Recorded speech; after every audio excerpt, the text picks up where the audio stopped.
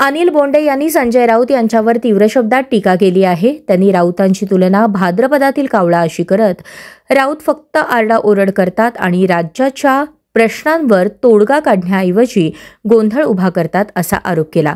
राऊतांचे वक्तव्य महाराष्ट्रातील जनतेला गोंधळवणारे असून ते केवळ राजकीय पोळी भाजण्यासाठी आहेत असेही बोंडे म्हणाले।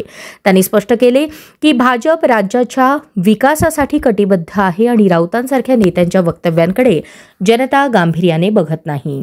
संजय राऊत भाद्रपदातला कावळा आहे आणि त्याला श्राद्धाचा घास तो निश्चितपणे मिळणार आहे निवडणुकीचं चिन्ह झाल्यानंतर। संजय राऊताला हे कळायला पाहिजे की छत्रपती शिवाजी महाराज कधी मुहूर्त पाहत नव्हते।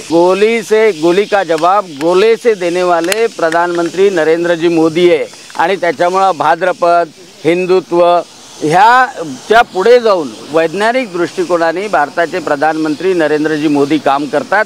म्हणून भाद्रपदातल्या कावळ्यांनी कावकाव जास्त करू नये।